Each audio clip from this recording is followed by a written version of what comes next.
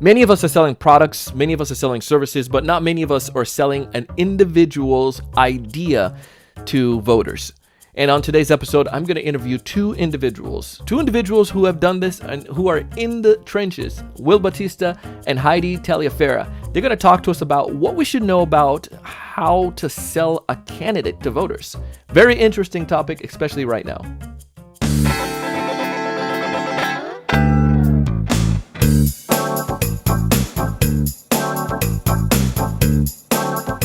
Hey, everyone. Welcome to another great episode of the Sales Evangelist Podcast.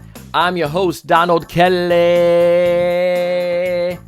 the Sales Evangelist. And I'm so excited for another great episode. I'm so excited to be here with you today. And on this episode, we're going to talk about selling a candidate to consumers, to voters, people like you and me. We have individuals that have taken part in campaign, ran major campaign, worked in presidential campaigns, and we're going to pick their brains to find out what the heck is going on right now. How do you go about selling a candidate? What do they look for?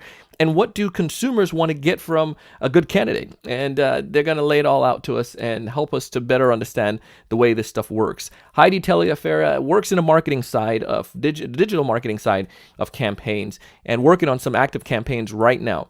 And Will Batista comes from a world where he ran campaigns for a whole campaign for candidates, as well as worked in the industry since he was 14. So both bring a lot of wisdom, both bring a lot of insights, and it's going to be a fun discussion.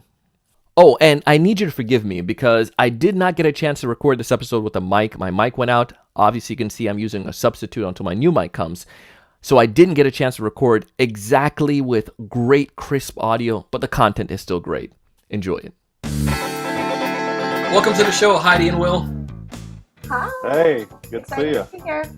Hey, good to have you all today. I'm excited to chat with you. And in this topic, I kind of talked about it a little bit in a teaser and gave a little bit of introduction to you guys because I'm excited to talk about it. I mean, traditionally we talk about B2B sales or some of those strategies and tactics, but we're going to talk about the political season we're in right now and the sales side of that, because both of you have come from your experiences where you're selling candidates to voters. And I want to get some ideas, especially right now. We have election coming up on us like in the next right around the corner, a week or two from now. And we want to hear and get some better understanding of that. But before we dive into all that fun stuff, why don't you go a little bit deeper and tell us a little bit more about what you do right now and your experience. So Heidi, do you mind going first and then Will? Sure, I'm happy to.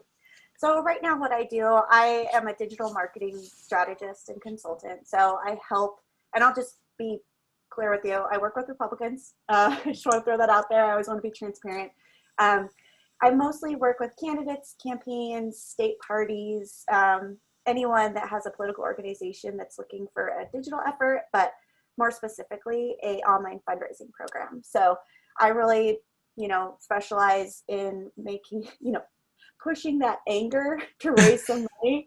And, as marketers, we can all just be real with each other. I feel like here, it's sometimes I feel like the bane of all things evil, but really what we're trying to do is just reflect people's values, right? And raise money off of that. So what I do right now is just help people raise money online. So if you ever get one of those text messages or those emails, that's probably someone like me, just hanging out behind their computer, asking you for money. Heidi, I have a lot of message from you then. Everybody's getting bombarded right now. Yeah, I always say that I'm a professional spammer. Well, being in Florida, we have we get in that zone where we get both sides try to send us stuff. I had a postcard in the mail from a Democratic group the other day, and it was amazing. It was handwritten postcard and just little stars and stuff on it. And Christina was like, "What the heck is this?" And I was like, she's like, "This is real." And they were like, if we had little volunteers fill these things out, people would actually look at it as opposed to these produced, these overproduced mailers have their picture on it or whatever. Whatever works. So, yeah. Hey, it grabbed the attention, right? I don't know if it swung the vote, but oh, I love that. Will, how about you? I want to tell us a little bit more about you and what your experiences are. So I am a reformed campaigner, I guess you could say. So I've been doing political campaigns since I was very young, since I was 14, volunteering, doing all the nitty gritty stuff, going out the doors, all that. But also done a little bit of a digital strategy for some political campaigns. communications work. I've been spokesperson for a few different efforts.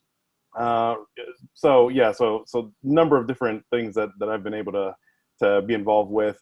I've worked for the National Party. I've worked for some local efforts and some presidential campaigns as well. So anyway, it's it was definitely quite an experience. Spent the majority of my career doing that. But now I actually work for a major utility in the Southwest, and basically concentrate on sustainability efforts and communicating what we're doing on that front. So that's a little bit about me. Well, love it. And so this is why I wanted to speak with both of you, because you bring this perspective that can help us out. And some of you've worked on, Republican, you've worked on nonpartisan, you've worked on, different. You have friends and colleagues in the industry, so you bring this whole new both of you bring this whole view that's very important, very good for the dialogue here. Yeah. Selling a product versus selling a candidate. I'm just going to go straight into it. How in the world, how do you start when you're selling a candidate, especially right now in this era? We don't have to go into these two candidates that we're voting on, but we have, say you have a candidate that you're trying to figure out, to sell this person to the public. Where do you start? How do you go about doing that? Let's get in their heads. Well, so I'll just start off with this question. Is a lot of times people, kind of don't understand why you would need a political marketer, right? You feel like politics a lot of times is kind of a straightforward thing, like these are the issues and I'm going to vote this way or that way. But at the end of the day, what our jobs have been, and in Heidi's case, what her job is as well, is you have to go after that gap of those who maybe don't have all that information. So a lot of these marketing teams, these communications teams, the main objective is to be able to fill the gap of information that people may not be informed about. And so, when we're talking about how we set up, a campaign or when you're trying to push a candidate, first you have to know exactly what it is that you're standing for, what it is that you're trying to message, but also, what the strengths are going to be that you want to push forward. And so that I would say that's kind of the initial groundwork to start formulating a plan to push that candidate and to make them actually marketable. Yeah, and Donald, I would say that the campaigns that I saw lose didn't do well with their branding. Like their branding and messaging, they just kind of started as, oh, I am this person, instead of having that brand. Like think of who we have now. Yeah. We have President Trump and we have Vice President Joe Biden. When you think of the two of them, which of them has a brand? And right off the bat, right, I'm sorry, but President Trump has the better brand because he is a branding mastermind. Like, he's not a communication strategist by any means. Y'all know that. But he is great at branding himself, and people know who he is, what he stands for, and he comes off as extremely authentic, right? I mean, those are the things that you want to establish right off the bat that I think that a lot of candidates miss the boat. And instead of establishing themselves right away, right? Like, you don't need to have a position right away on every single issue, but you need to know who you are right away. And I think that's always what I'm supposed to be doing on the digital side. So the first thing that we do, the website, social branding, right? Like, we set up all those social accounts and make sure that they're all consistent in terms of branding. And we need to have a consistent message. Now, that message can change, but you need to try and stay with some kind of strategic messaging that can stay the same. So, make America great again, right? Like, that is a branding message that doesn't ever have to really change. I mean, they've updated it to keeping America great, but make America great again can just stay.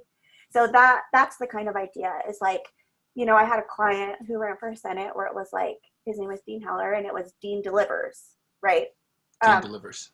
So, but I think that we were a little late in the game, and I think that we pushed that message too late. And it was almost like sometimes these campaigns wait for polling data and information to kind of develop who they are. Like, oh, okay, well, we got this focus group info back, and this is what, reaches people. So we're going to become that. But it was almost too late. It's like, you have to have a brand and establish who you are early, right? Because you only have so much time to reach all of the people that Will was messaging or talking about with that messaging. So I think that brand is really important right off the bat. Yeah, and quite frankly, a lot of campaigns wind up spending a lot of dollars just trying to raise name recognition Hmm. because, you know, Joe Smith from down the block, wants to run for, I don't know, local dog catcher. Well, nobody knows who you are, right? So, what are you going to do? You have to have, that big, bold picture out there that, you and your family, that everybody sees all across, the interstate, or, in your local community. That's the branding that's going to stand out versus, just somebody's name on a ballot. That doesn't do anything. Yeah. So you have to be able to, like Heidi said, establish that brand up front. I mean, and this translates to the business world as well. A lot of companies, even well-known companies like, I don't know, let's say Coca-Cola and Pepsi, they spend millions of dollars just to make sure that their name continues to remain at the forefront, right? And so everybody knows who Coca-Cola is, everybody knows who Pepsi is, but they still make these investments because they want to make sure that they're not losing any market share, and that the first thing that you think about when you go and drink your soda is Coca-Cola or Pepsi or whatever it is. And I think that's important. Yeah. And I always emphasize too, like people ask me, well, where do you get your ideas? And I say, I always get my ideas from my opponents, right? Democrats. Because honestly, a lot of times they're better than Republicans at some of this stuff. And then also I get my ideas from organizations that aren't in politics, because marketing is the same, right? Marketing strategies are always the same. It's just you're applying them to different industries. So you just have to tweak it according to that industry. So, it's just an interesting game, because I think something that I think would help people is understanding the political marketing at play. Because a lot of times people are like, what's the truth? What's real? What's a fact? And I think if they really understood what an influence political marketing is, that they would have a better idea of how to like see through all the chaos. Yeah. And find the way through to the facts. But so far what I'm getting from you guys is Will says you got to identify the market. Identify the group, the ones that are more likely to make a change. Because you have some people, doesn't matter what you say, they're still going to vote red. And some people, no matter what you say, they're still going to vote blue. But there's the group in the middle, is that what you're getting at, Will, that you need to identify to I mean, there's the always message? going to be some cross pollination, right? There's always an opportunity to, maybe pick off a few people here and there. I would say that broadly speaking, you do try to, market most of what you're doing to the middle, because those are really the folks who are going to make the most difference. I mean, I live in Nevada, for example, and, those who are registered as nonpartisans make up a huge part of the electorate. But Yeah. ultimately, those people are going to have to wind up voting, R or D. Obviously, there's some other, third-party candidates that they'll wind up voting for, but the vast majority are going to wind up in one camp or the other. So, I mean, even though you target that middle, but then you try as best as you can to maybe go a little bit further and reach into your opponent's supporters and say, hey, if you support this or that, then I'm the right guy. The person that you're supporting actually isn't going to do that for you. yeah. So I think that there's a number of different strategies that you can employ there. And we have different marketing strategies for each group, right? Like, so we even have names for this data. Like, we have different data for different things. Like, we call people we know are going to go out and vote tier 1. You know what I mean? Like, we'll have like different groups so that we know exactly who we need to target with what data. And for example, my job is to reach out to people that I know they're going to vote, because donors aren't wishy-washy, right? They're not unsure of who they're going to vote for. Yeah. So for me, a lot of my marketing is that red meat conservative, like Second Amendments and, things like that you could just tried and true red meat is what we call it. But then when it comes to voter turnout or persuasion, we would target differently. So if we're trying to persuade people, those would be that swing, we call them swing voters, who could tip one way or the other, right? And they bleed into both sides. So it could be like they lean liberal or they lean conservative. But we have like different identities for each. And it's crazy like who falls into what pocket, I mean, suburban moms could be a swing voter, or, it's just, it's actually really fun. Yeah, Yeah. and actually, it's interesting, because we're talking about those marketing messages. I think if you want to be successful, whether you're marketing a candidate or an idea or a product, is that you have to have an overall brand image, brand message, but you also have to be able to know how to pivot as well. What do you mean by So that? I'll give you a few examples. So, one great example, we actually wound up losing this race, but I think if more, but that was for different reasons. But I was involved in a race back east. And one of the things that we did initially was we would go out and we would canvass, voters, registered voters, and we would first ask them before we even try to like market to them about, hey, have you heard of, Joe Schmo? We would say, hey, we're with so-and-so and we're just coming around. We want to know what are the most important issues for you. Is it jobs? Is it the economy? Is it transportation, education? You all probably know all the different issues that I'm referring to that you've probably heard discussed time and time again in the debates and all that. So, you kind of initially just go to them and touch base with them and say, okay, this person is, cares about national security. This person cares about this. This person cares about that. Let's tailor a message to them that talks about what our plan is based on jobs, national security, whatever those topics are that are most meaningful to them. Because the thing that that bothers me the most is when I get a flyer in the mail, or somebody comes to the door and they start talking to me about things that either one I've already kind of made up my mind on, or two that don't really interest me. People want to know that you're listening to what it is that they care about, and you have to have a message to address that specific thing. And if you can't pivot one way or the other, then you're probably gonna lose someone. Whether you're gonna lose that sale or you're gonna lose that vote when election day comes. I'll just give one other example. We have a number of people come, selling door to door a variety of different products. There's been some people who have come to my door and talked about, solar and this, that, and the other. And I, being in the energy industry, I have a little bit of a background in that. And so immediately I can pick up when somebody's telling me something that I know isn't true because I'm in that industry. And a lot of times they're taken aback because they're like, oh, wait, I didn't prepare for this. I wasn't planning on somebody coming at me with this information. I don't have anything else to back me up. I'm going to lose the sale.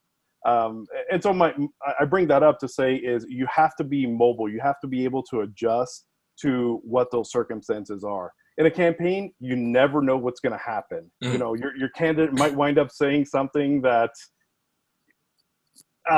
out there, I'll just say, and you have to be able to think on your feet. You have to be able to start shifting so that you don't lose not just your support, but those who you're trying to reach as well. Yeah. And, Heidi, any thoughts on that? And I know you hit on the branding. I want to go back to the branding in a little bit from a couple of questions that come to mind from what you shared. But any thoughts based on what Will's sharing about a pivoting concept?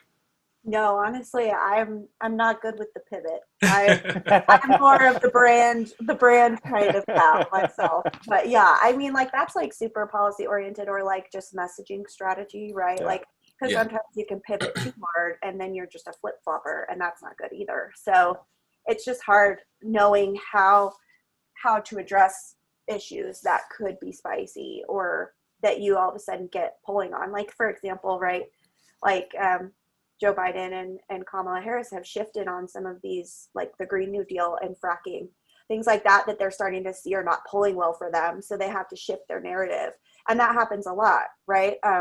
Now, Donald Trump isn't really one to shift his narrative, but there should be some things that he should probably course correct, like how he talks about COVID-19 or, whatever it is, like, most campaigns would do things like that, but that's a whole other conversation. But I think that goes along with what Will's talking about kind of like pivoting when you need to. Yeah. So going back to this idea of selling the candidate, we understand now that you said the messaging is not that big right away, but the brand. Is that Yeah. what I'm? So Yeah. developing a brand of who you are, and I think that ties back to sales. That and this is funny how this brings up. I see that the sales reps that are the best sellers are the ones who are confident in themselves, even no matter what they're selling. Like I've seen people who sell freaking like they could sell garbage services one day and do well, and they could go sell the complex internet solution the next day and do well there because of the individual confidence. And I think Yeah. you're right with that. If you're coming and it's like, well, I think I can help our city, like that, it can't help that dude. You got to come Yeah. with that. And I think that's what did help President Trump is that he's a TV personality, right? Yeah. So he was able He to has come with that. confidence. What's that? He is overflowing with confidence. Oh Like, yeah, and it's in my opinion, I think the best candidate has confidence and authenticity. yeah. I think those are the two. Now you can have a different personality and have both of those things, but those have to be key in making sure that you are a winning candidate.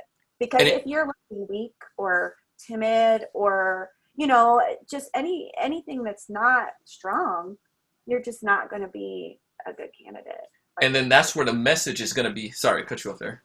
My bad. no, you're good. So I guess that's where the message comes back to what you're saying. Would message would have to be overemphasized then to make up for that.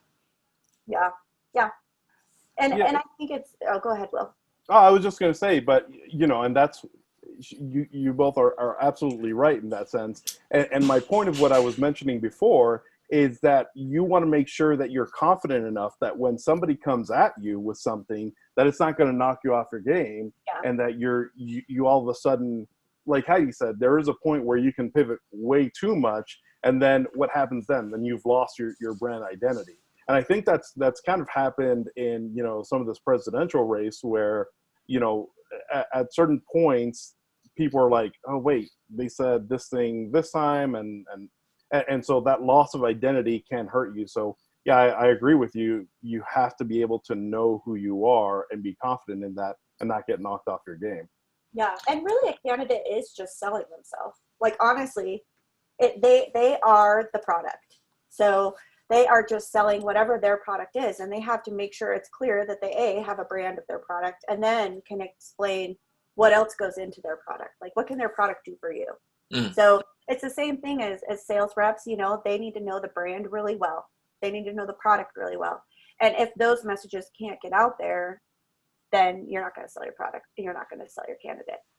Because that was going to be my next thing I was going to ask was like what else do you look for when you all are identifying features, I guess, so to speak, of a candidate to get to me as a voter? Um, you anything else you all keep in mind when you do that? So one thing, oh, sorry, Will, if I keep No, cutting. Go go ahead, for it, go Heidi. for it. One thing that I think is really important is always reflecting the values of the people you're representing. So if you are representing people in Nevada, you want to make sure that you're reflecting what a Nevadan would be. So Dean Heller, I'll use him as an example again. He was like a Northern Nevada rancher. So how we tried to brand him was we posted a lot of videos of him working on his ranch and, a hardworking individual, like images that could portray that without us having to say it. But again, like Nevada's changing a lot, and it's bringing in a lot of Californians who don't identify with the Nevada rancher. So it's just a hard branding situation when you're trying to reach those different audiences. But I would say like that's what we try to always portray, especially on social media, right? We're always trying to like humanize people, show them with their grandkids, their kids, their wife, hugging someone, and you'll see a lot of that with like, especially right now, mostly I feel like the Democrats and Joe Biden campaign right now are really exceptional at humanizing, but they have a better candidate for it. So I mean, Donald Trump is just not one that's like hugging and touching people very often. I don't And see him kissing babies too much. yeah, and also like it's hard once you're the president to ever be that close to people, So, but I mean, like that's a really important feature is humanizing. But I think he has different things. Like his authenticity really speaks to people. They know like what you see is what you get, and that's his product, right? Like I know what I'm getting when I go vote, or if I'm handing over my money to buy a product, I know exactly what I'm getting. So, Yeah. that's a good feature of a product. But Yeah, I would just say that, you know, people are very emotional. They're highly emotional beings, and there is rarely a decision that you make that doesn't have some emotional factor to it, right? Hmm. When, you know, the person that you're dating, you know, the house that you want to buy. Yeah, there's some constraints in what it is that you're looking for, right? But if you're looking at a house that's, you know, $200,000, you know, you're going to have an attachment to one house over the other. And there's a lot of emotions that kind of come into play.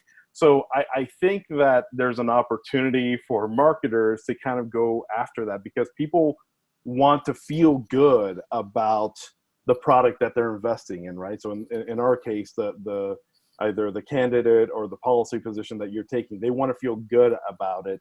And so you want to be able to present them with those feel good emotions so that they're like, you know what, I'm voting for so and so because, you know, they reflect my values, as Heidi said, or, you know, I'm voting for so and so because you know, they grew up in my same neighborhood.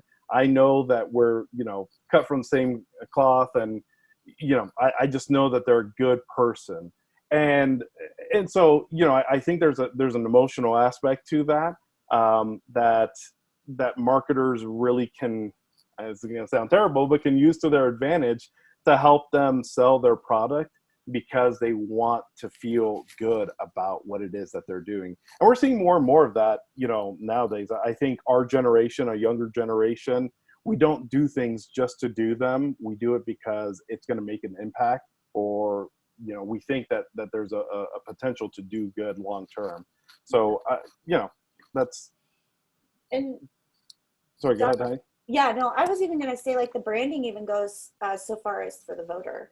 So, Hmm. like, say as a voter, you don't want to be branded as a racist, or you don't want to be branded as someone who's against reproductive rights, or someone who is branded as not open-minded, right? Like, there are a lot of things that as a voter, you're thinking, well, I'm not racist, so I don't want to vote for so-and-so.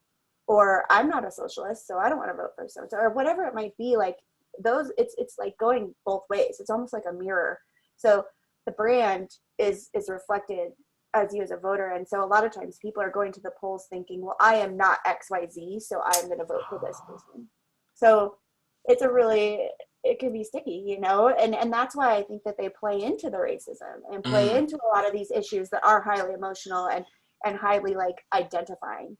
So that's why it's a good pick to, you know, that's why the Democrats are like, hey, let's put a black woman up there, right? Like, because the identity of that for a black woman might be, you know, well, I'm a black woman, so I mean, that's not always the case, but I'm just saying, like, there is definitely a brand that is projected and goes both ways.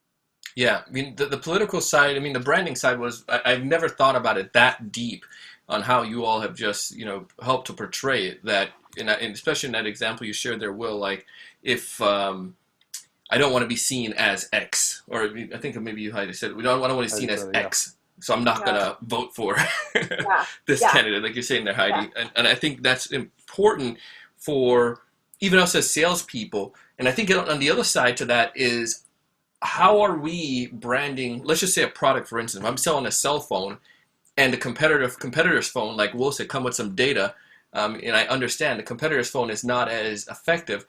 I could then brand the competitor's phone, my phone, as the reliable phone, the Verizon, comparable to the Cricket that might go out as soon as I drive Hey, there's up the nothing hill. wrong with a cricket phone, all right? Verizon is not sponsoring this podcast, neither is Cricket.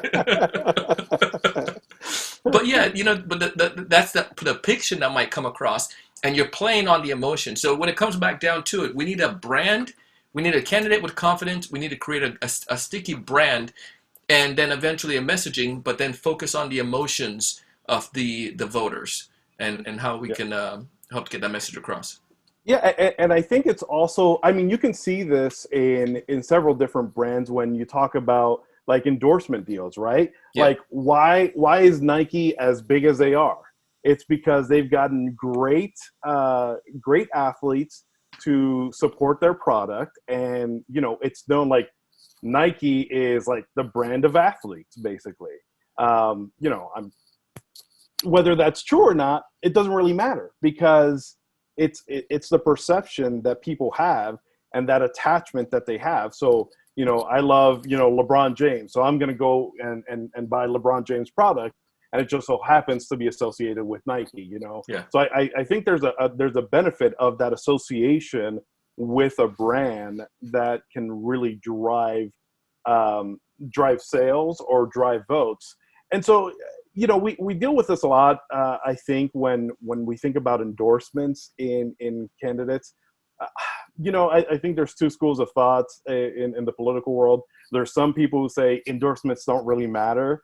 And then there's some people who are like, well, endorsements can make a huge difference, right? If you get somebody who represents my community and they want to associate themselves with this candidate, well, then obviously that person is doing good and I'm going to go and support that person. I think about just one example. I wasn't involved in this campaign whatsoever, but your home state, Florida, well, my home state too, technically, right? Yeah. Florida, for example, in 2018, when the governor was running in the primaries, he was in a really tough battle there in the primaries. But what did he do? He actually associated himself with the Trump brand. And so in a primary, that brings very high value because people want to know that you're going to support this person or that you're lockstep with this person. And so that actually wound up giving him the win in the primaries and eventually the win in the general election. And so, that's just one example of how, that association, that emotional aspect, can have a real life impact on the product that you're selling, or in this case, the election that you're trying to win. So interesting. Heidi, Will, one last little thing, little thing. Let's go on this line. I'm totally throwing this over, and we may be going to full stereotypical mode here, but I'm in South Florida. I'm the candidate. I'm running on a Democratic platform. How would you, everything we talked about, how would you go about framing this now? Let's make it happen. I'm running for, let's say what the heck? I'm running for mayor of West Palm Beach. I feel like he's looking for free advice here, Heidi. That's what I feel that They're giving the advice. They're giving the advice. For me, I say people vote with their wallets. So talk about jobs, right? Like jobs has to always be important. And I think right now that slow down. What was that again? You said no, really. I mean, people always will care about the economy, about their job. Like it is how they put food on the table. And I feel like sometimes even with like health and safety, we're focusing a lot on that this election. But in reality, like, okay, this is going to be controversial, but people aren't dropping like flies, right? So if there were 4 people in my family who had died, I think that the public health would be my top issue. But since my job has been hit, mine hasn't. But I mean, for example, my job has been hit really hard in this economy. I would be thinking more about that than I would be voting about public safety. Health. The health, right? Sorry, I said public safety. I meant health. But it's just so if I were you, I would run on that. Also, to be honest, if you're running as a Democrat, I would run on the racism, honestly. I would run on, I would be pushing the narrative of police brutality. I would try and establish a healthy relationship with police, but also say, you know what, we do need reforms. Because those are messages that are really resonating with people. I mean, that clearly, look at our country right now. I mean, political marketing has seeped into our culture. It is our culture. The Black Lives Matter movement is not seen as political. It is seen as cultural. And that's when political marketing has done its job very well, when it has seeped into culture. Celebrities are talking about it. You know what I mean? Like, that's when it really is effective. And so if you were running for mayor, I would focus on jobs. I would talk about police brutality, and that's different as a Democrat versus a Republican, right? Like if you're a Republican, I wouldn't run on anything race related. It just doesn't image well for the brand. Like people have just already branded us as who we are, even if we're not that thing. So, it's like I could come out and say I'm not racist, but people don't care because they already think that I am. right? Like, so you Yeah. just kind of want to avoid that and just like, okay, I'm just going to stay away from this, and I'm going to focus on the things that matter to the people that would vote for me, or the swishy middle, right? But that's what I would say if you're running as a Democrat. Okay. Now, Will knows me, so I'll be interested to hear Will's perspective of this too. No, I actually agree with Heidi's first point in the economic factor, right? So I think you would need to concentrate. You already have a brand, right? You are the sales evangelist guy. So why not capitalize on that and say, Sure. you You know, understand jobs, yeah. yeah, you Mm. understand jobs, you understand, helping people be successful, and you want to be able to help the city become successful as well. You already have this experience. And so I would say just capitalize on the brand that you already have to begin with and just work off of that. Secondly, I don't know what the most controversial topic is in your neck of the woods. It could very well be the Black Lives Matter movement. It could be something else. I just depends on local politics. But I would say you have to have a mix of something that's you brand related, and then something that is community related, because those things are what's going to make you more effective than talking about a national issue that has nothing to do with the mayor's job. Yeah. So I would probably say that those are the two things that you would want to brand yourself with. You could be the fix potholes guy, like I don't know what, again, This new road or whatever yeah. it is, yeah. Or you could be, I know Miami people are all up in arms about, the toll roads that were supposed to be eliminated, over a decade ago at this point, and they're not. They've actually expanded them. So Too much money, they're not letting that go. Yeah, no, absolutely not. You could be the get rid of tolls guys, but you have to have something from your personal brand, and I would say something from your community's brand, and tie that together to be an effective candidate. Well, this was very fascinating, very helpful. My wife would never. She's going to listen to this episode and say, "Heidi and Will, I'm not talking to you ever again. Don't give me any ideas." I know. Just give me a call later. We can work out the details. Yeah. She won't let me do anything political. So this is the far extent I can go, is to. You know what though? Community. I don't blame her, because of what Heidi had mentioned before, is that no matter what side of the aisle you're on, you're going to get branded as something that's already associated with those. So yeah. I don't blame your wife one way or the other. It's into your personal life more than you would ever know. So I'm sure the wives of all of these, wives and husbands and kids of all of these candidates are just there. It takes a toll. Yeah. Yeah. That's her side of it, and that's why she said X-nay on that. She's like, you can influence the community through other means. Yes. Smart woman. So, speaking on that this is the last piece of advice I'd like for you to give. We talked about this at the very beginning, and Heidi, you mentioned you're you affiliate a lot more with Republican candidates, but you said you have friends all across the board, and it's on the backside is totally different than what voters. And I think it's important that voters can get that, because I think right now many people who are listening to this, they have their own dogma or their own belief that blah blah blah this or blah blah blah that. But can you give some sound advice to people out there right now as you're getting ready to get to the polls or whatnot on just being human and being civil? No, I love that you said that, because I just really started this new Instagram account called Heidi Explains It All, because I had so many friends say, I like that, by the way. That's a good brand. Heidi Explains It All. Yeah, because I get so many texts. I mean, especially Will's probably this way too. Like October, November, I get so many texts all the time, and so I started just telling people I'm just gonna put my thoughts on Instagram, and you can just go there. But so I've really been pointing out the political marketing at play, and reminding people, like, social media is escalating this. Your friend next door is a Democrat. You go to playgroup all the time with your kids, and never do you fight like you would on Facebook, right? Yeah. Like, just remembering that, like, your crazy uncle is probably just like Bernie Sanders or Donald Trump, right?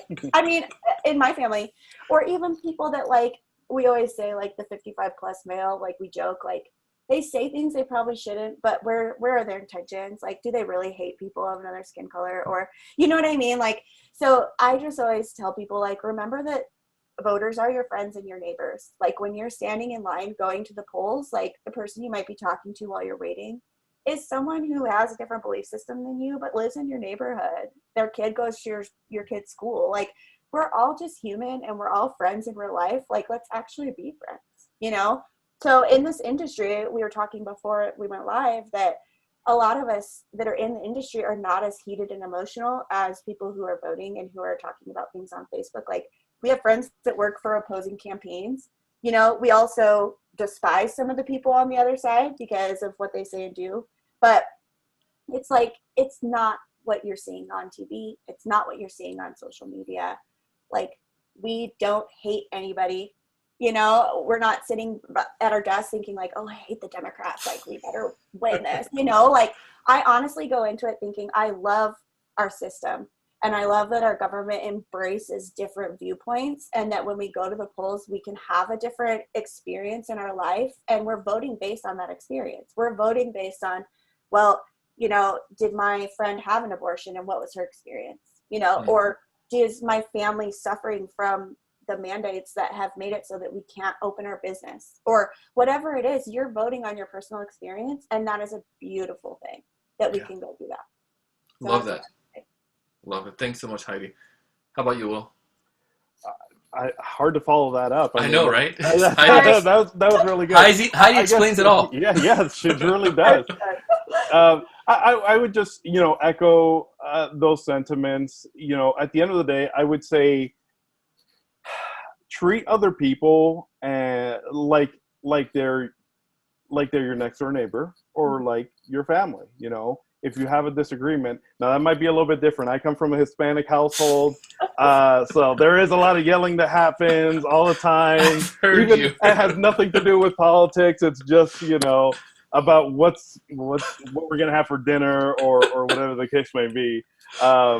But I would just say treat people with dignity and respect, the same respect that you want shown unto you. You know, I'm a Christian and I believe that I should act right. And, you know, would you act that way with someone at your local congregation that you disagree with? Absolutely not.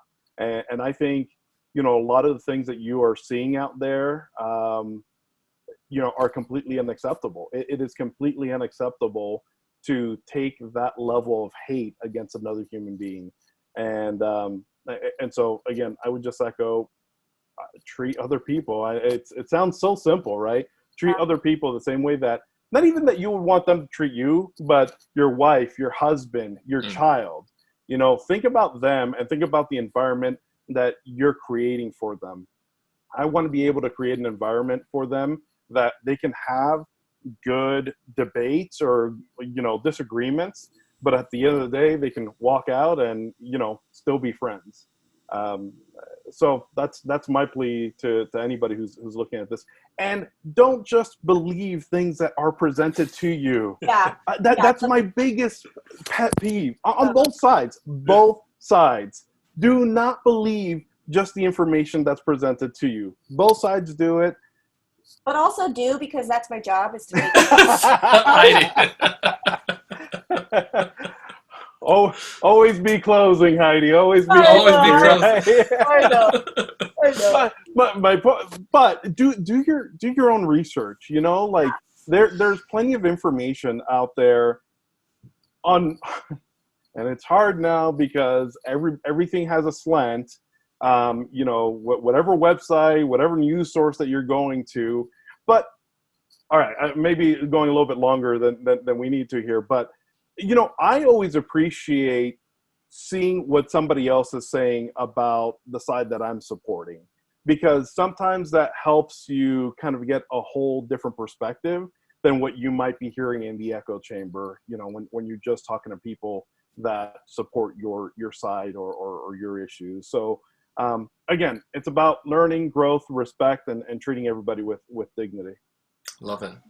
Heidi, how do we go about staying in touch with you if we want to go ahead and connect with you?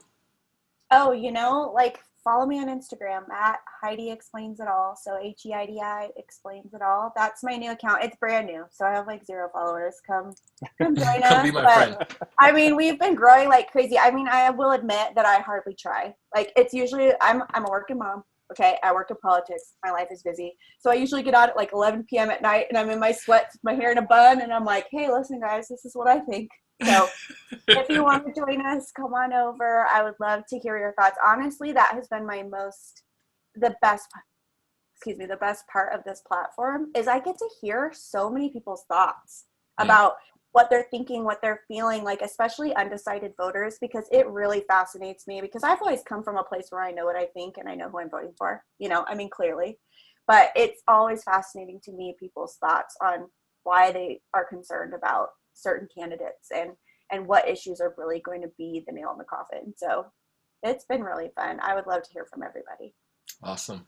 And how about you, Will? Where can we go to get in touch with you and stay connected? I try to keep my political views only to Twitter because that's where everybody else does. And it's basically it is what it is, right? So feel free to follow me for what it's worth. It's Will, at Will, WILL_BBEE on Twitter. Feel free to reach out to me on LinkedIn as well. A little bit more boring there, but feel free to reach out.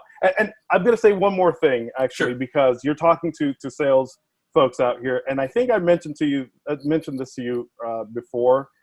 I think that for anybody who is in sales and looking to hire people, you need to look at people who have worked in politics. And because they have so much experience that often is difficult to translate on paper to somebody who doesn't understand it. And so if you're a sales manager or, even if you're looking for advice on what to do, selling, marketing, I would say talk to somebody who is in politics because I think you could learn a thing or two. Love it, man. Well, Heidi, Will, appreciate you taking the time to come on the show today. Appreciate your insights, and I'm grateful for your knowledge. And thank you so much. Appreciate it. Thank you, Donald. Thanks for having me. Thank you. Anytime. Boom.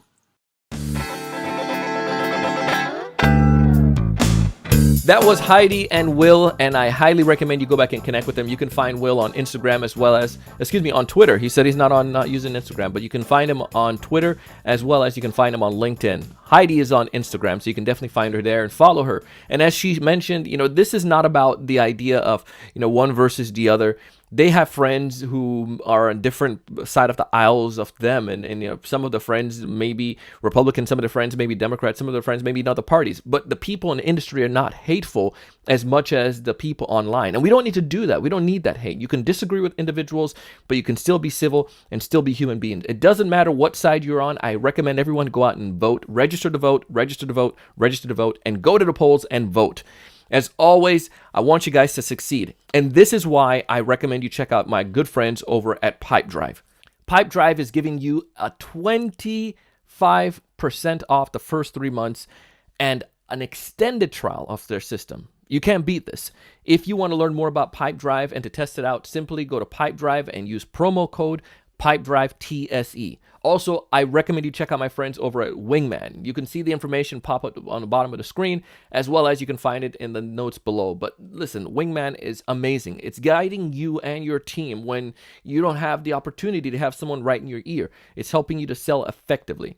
Check it out for yourself. Go to trywingman.com. As always, I share stuff like this because I want you to succeed. I want you to find more of those ideal customers. I want you to know what to say when you reach out to them. I want you to close more deals. But most importantly, I want to challenge you each and every single day to go out and do big things. Thanks so much for watching. Hey, thanks so much for taking the time to watch this video today. If you enjoyed the content, I ask you to go ahead and hit that like button, that thumbs up in the bottom right-hand corner. Also, to make sure to subscribe if you haven't done so already. This way, we'll keep you up to date with all the latest sales strategies, latest tools, and things that are going to help you to not only find more prospects, but to close more deals. Thanks so much.